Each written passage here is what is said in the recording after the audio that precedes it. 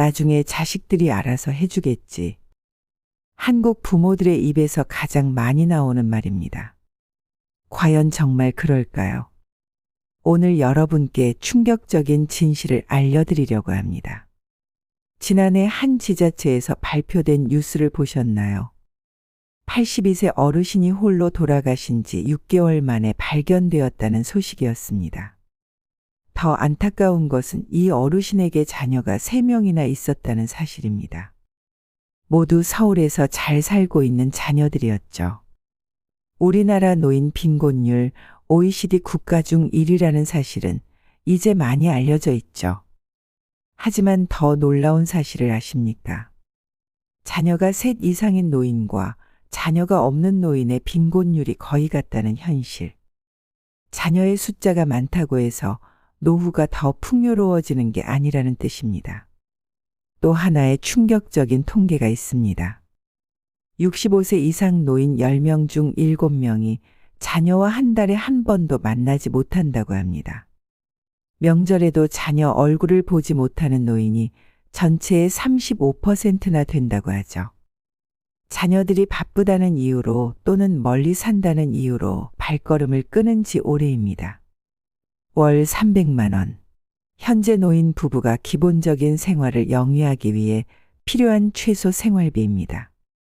자녀들의 형편이 넉넉하다고 해도 매달 이 정도의 금액을 지원하기는 쉽지 않죠. 게다가 요즘 젊은 세대들은 본인들의 생활도 빠듯한 상황입니다. 치솟는 집값에 물가까지 올라 자신의 미래도 불안한데 어떻게 부모님까지 책임질 수 있을까요? 그래도 우리 애들은 달라. 이런 생각이 드시나요? 이웃집 영희 씨 이야기를 들려드리겠습니다. 3년 전만 해도 자녀들과 주말마다 만나며 행복한 시간을 보냈던 그녀는 지금 요양원에서 홀로 지내고 있습니다. 자녀들이 방문이 부담스러워지면서 결국 전문적인 케어라는 명목으로 요양원에 모시게 된 것이죠. 오늘 이 영상에서는 자녀에 대한 막연한 기대를 넘어서 진정으로 행복한 노후를 위해 필요한 5가지 요소를 알려드리려고 합니다. 이 영상을 끝까지 보신다면 여러분은 자녀 의존이라는 위험한 믿음에서 벗어나 진정한 노후 준비가 무엇인지 깨닫게 될 것입니다. 특히 50대 이상이신 분들은 절대 놓치지 마세요.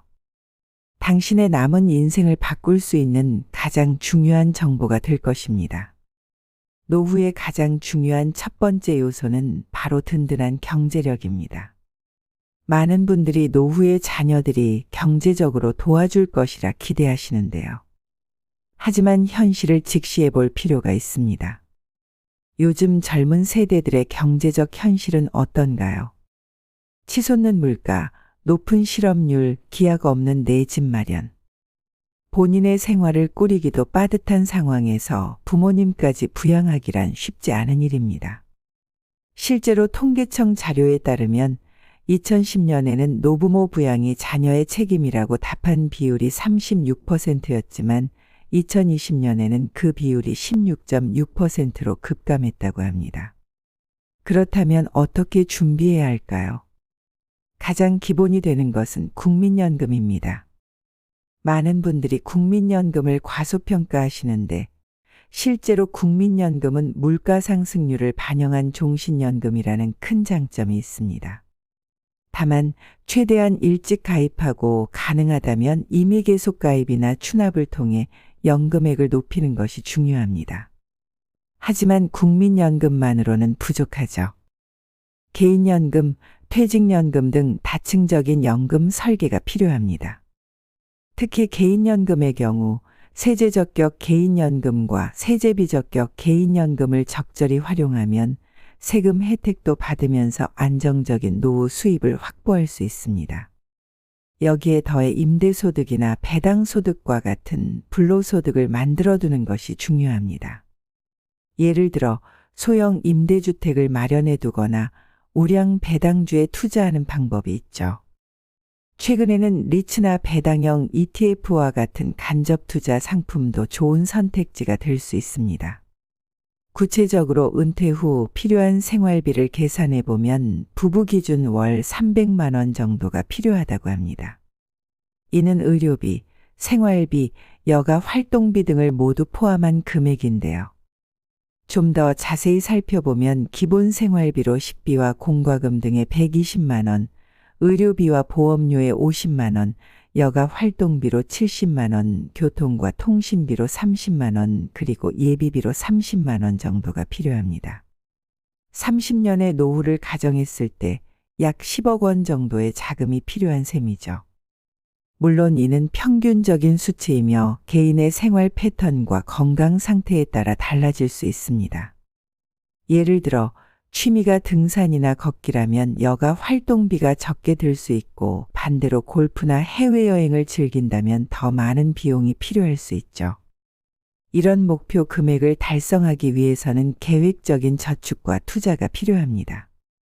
예를 들어 40세부터 준비를 시작한다면 매월 약 150만 원씩 저축하고 연평균 4%의 수익률을 달성해야 합니다. 늦게 시작할수록 월 저축 금액은 더 늘어나겠죠. 투자는 분산 투자가 기본입니다. 주식, 채권, 부동산 등 다양한 자산에 분산 투자하여 리스크를 관리해야 합니다. 특히 노후 자금의 경우 안정성이 가장 중요하므로 공격적인 투자는 피하는 것이 좋습니다.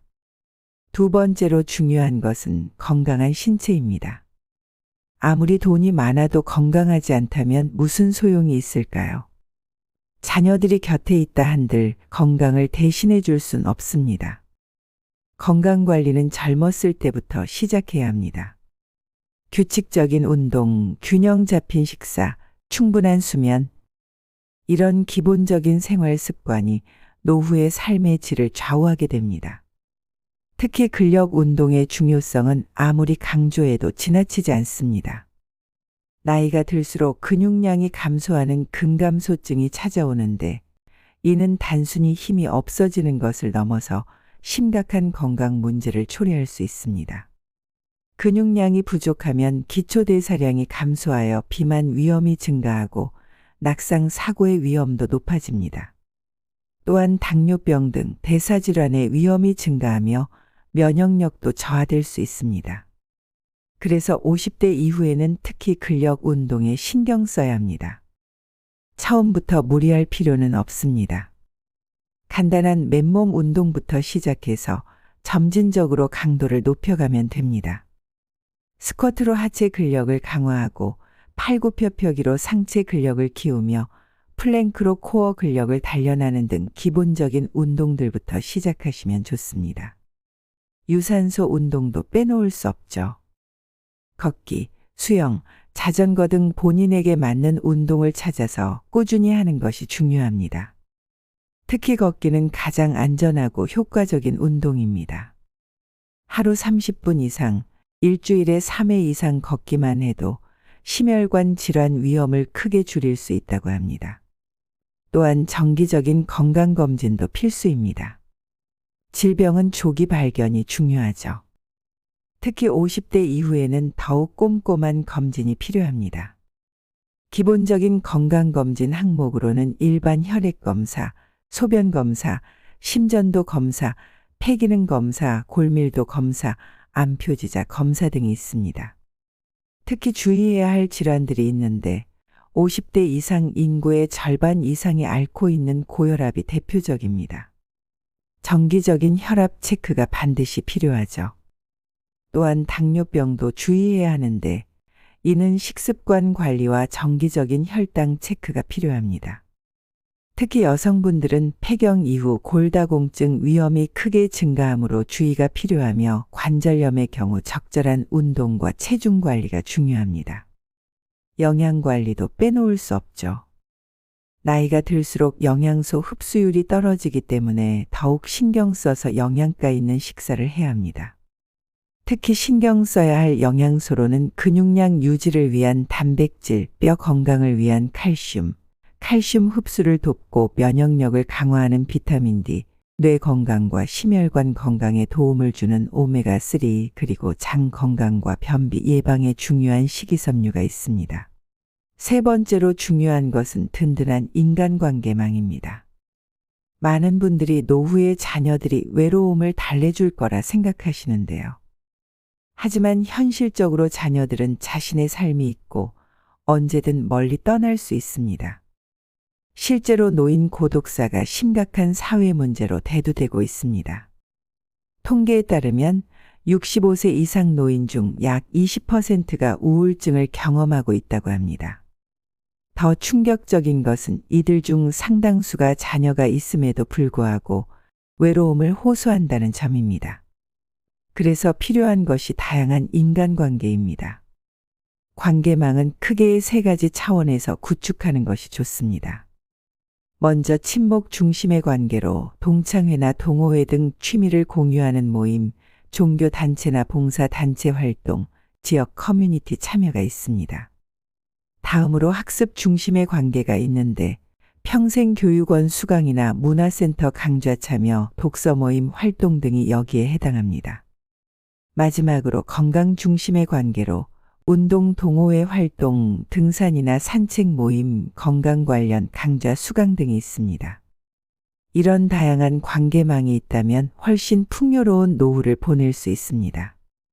특히 비슷한 관심사를 가진 사람들과의 교류는 삶의 활력소가 됩니다. 실제로 연구 결과를 보면 활발한 사회활동을 하는 노인들의 우울증 발병률이 현저히 낮다고 합니다. 또한 치매 예방에도 도움이 된다고 하죠. 대화를 나누고 함께 활동하면서 뇌가 활성화되기 때문입니다. 관계망을 구축할 때는 몇 가지 주의할 점이 있습니다. 우선 경제적 부담이 되는 모임은 피해야 하며 지나치게 많은 모임에 참여하지 않도록 해야 합니다. 또한 건전한 취미 위주로 선택하고 적절한 거리를 유지하며 강요나 의무감 없이 자연스러운 관계를 유지하는 것이 중요합니다. 특히 요즘에는 온라인을 통한 교류도 활발해지고 있습니다. 화상통화, SNS, 온라인 커뮤니티 등을 통해 시간과 공간의 제약 없이 소통할 수 있죠. 온라인 활동의 장점으로는 이동의 제약이 없다는 점, 다양한 연령대의 사람들과 교류가 가능하다는 점, 관심사가 같은 사람들을 쉽게 만날 수 있다는 점, 시간대에 구애받지 않고 소통이 가능하다는 점, 그리고 젊은 세대의 트렌드를 자연스럽게 접할 수 있다는 점을 들 수 있습니다. 다만 온라인 활동 시에도 주의할 점이 있습니다. 개인정보 보호에 신경 써야 하고 온라인 사기나 보이스피싱을 조심해야 하며 지나친 몰입은 피하고 오프라인 관계와의 균형을 잘 유지해야 합니다. 네 번째로 중요한 것은 의미 있는 취미 생활입니다. 은퇴 후에는 갑자기 늘어난 시간을 어떻게 보낼지가 큰 고민거리가 됩니다. 하루 24시간 중 8시간을 일하는 데 쓰던 사람이 갑자기 그 시간을 다른 것으로 채워야 하는 상황이 오는 거죠. 은퇴 후 시간 활용에 실패하면 우울증이나 무기력증에 빠질 수 있습니다.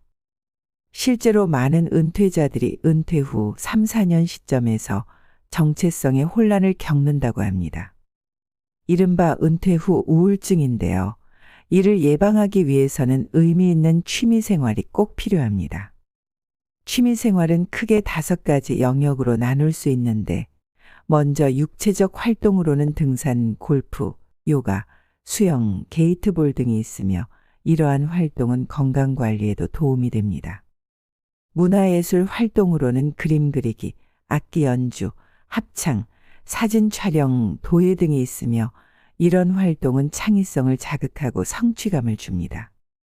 학습 활동으로는 외국어 공부, 컴퓨터나 스마트폰 활용법 익히기, 역사 공부, 재테크 공부, 자격증 취득 등이 있으며 평생학습을 통해 뇌를 활성화하고 자신감을 높일 수 있습니다.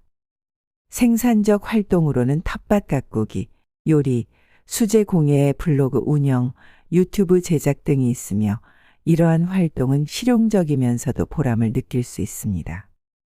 마지막으로 봉사 활동으로는 지역사회 봉사, 재능기부, 멘토링, 환경보호 활동, 동물보호 활동 등이 있으며 이타적 활동을 통해 삶의 의미를 찾을 수 있습니다. 특히 요즘에는 취미를 통해 수입을 창출하는 분들도 많습니다. 이른바 취미형 투잡인데요. 요리를 좋아하는 분들이 반찬 가게를 운영하거나 사진 촬영 기술을 활용해 프리랜서 작가 활동을 하거나 손재주를 활용해 수제 공예품을 판매하거나 식물 재배 기술을 활용해 원예 강사 활동을 하거나 악기 연주 실력을 활용해 음악을 교습하는 등 다양한 방법이 있습니다. 취미 활동을 시작할 때는 무리한 투자는 피하고 단계적으로 시작하며 꾸준히 할 수 있는 활동을 선택하고 경제적 부담이 적은 활동부터 시작하며 건강 상태를 고려하여 선택하는 것이 중요합니다. 5번째로 중요한 것은 안정적인 주거 환경입니다. 많은 분들이 노후에 자녀들과 함께 살거나 자녀들 근처에 살면 된다고 생각하시는데요. 하지만 이는 양쪽 모두에게 부담이 될 수 있습니다. 노후 주거 환경을 선택할 때는 여러 가지 요소를 고려해야 합니다. 우선 접근성 측면에서 대중교통 이용이 편리한지, 병원이 가까운지, 마트나 시장이 가까운지, 산책로나 공원이 있는지, 복지시설 이용이 편리한지를 살펴봐야 합니다. 안전성 측면에서는 치안이 좋은지, 응급상황 발생 시 대처가 용이한지, 노인 친화적 시설이 갖춰져 있는지, 재난 대비가 잘 되어 있는지, CCTV 등 방범 시설이 있는지를 확인해야 합니다. 편의성 측면에서는 엘리베이터가 있는지, 주차가 편리한지, 관리비가 적정한지, 난방비가 적정한지, 집 구조가 노인 친화적인지를 체크해야 합니다. 커뮤니티 측면에서는 이웃과의 교류가 활발한지, 주민 모임이 있는지, 문화시설이 가까운지, 평생교육시설이 있는지, 종교시설이 가까운지를 봐야 합니다. 경제성 측면에서는 주거비 부담이 적정한지, 관리비가 적정한지, 향후 가치 상승 가능성이 있는지, 주택연금 가입이 가능한지, 임대수익 창출이 가능한지를 따져봐야 합니다. 최근에는 다양한 형태의 노인 주거시설이 생기고 있는데 대표적으로 실버타운과 코하우징을 들 수 있습니다. 실버타운의 경우 전문적인 케어 서비스, 다양한 문화 프로그램, 편리한 의료 서비스, 안전한 주거 환경, 같은 연령대와의 교류 등이 장점이지만 높은 입주비와 관리비, 제한된 거주 공간, 자유로운 생활의 제약, 가족과의 거리감, 입주 자격 제한 등이 단점으로 꼽힙니다. 코하우징의 경우 합리적인 주거비, 공동체 생활의 장점, 세대 간 교류 가능, 생활비 절감, 외로움 해소 등이 장점이지만 사생활 침해 우려, 공동체 규칙 준수 필요, 갈등 발생 가능성, 시설 관리의 어려움, 입주자 선정의 어려움 등이 단점으로 지적됩니다. 부모님, 저희가 모실게요. 결혼식 때 자녀들이 했던 이 말을 아직도 믿고 계신가요? 오늘 우리가 함께 살펴본 것처럼 그 약속은 현실이 되기 어렵습니다. 자녀에 대한 기대를 내려놓는 것이 무섭고 두려우실 수 있습니다. 하지만 이제는 더 이상 미룰 수 없습니다. 지금 이 순간에도 수많은 어르신들이 자녀들이 알아서 해주겠지라는 믿음 하나로 시간을 허비하고 계십니다. 하지만 앞서 말씀드린 5가지, 바로 든든한 경제력, 건강한 신체, 풍부한 인간관계, 의미 있는 취미생활, 그리고 안정적인 주거 환경. 이것들이야말로 진정한 노후의 안전망입니다. 지금은 늦지 않았을까요? 절대 그렇지 않습니다. 제가 만난 수많은 어르신들 중 70세에 새로운 인생을 시작하신 분들도 계십니다. 80세에 처음으로 해외여행을 다녀오신 분도 계시죠. 심지어 85세에 유튜브 채널을 시작해서 수익을 창출하시는 분도 계십니다. 오늘 이 영상을 보신 여러분들께 부탁드립니다. 지금 당장 수첩을 꺼내세요. 그리고 오늘 배우신 5가지 요소 중 단 한 가지라도 실천할 수 있는 계획을 세워보세요. 한 달 뒤, 1년 뒤에 변화된 모습을 상상해 보세요. 그리고 그 계획과 꿈을 댓글로 공유해 주세요. 여러분의 댓글은 비슷한 고민을 하고 계신 다른 분들에게 큰 힘이 될 것입니다. 특히 나는 이렇게 준비하고 있다. 또는 이런 준비 방법도 있다와 같은 정보들을 공유해 주시면 정말 감사하겠습니다. 오늘 영상이 도움이 되셨다면 좋아요와 구독 부탁드립니다. 여러분의 관심이 더 좋은 콘텐츠를 만드는 원동력이 됩니다.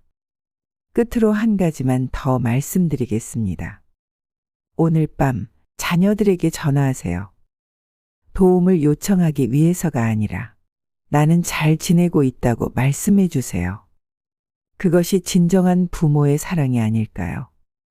다음 영상에서 다시 만나 뵙겠습니다. 여러분의 새로운 도전을 응원합니다.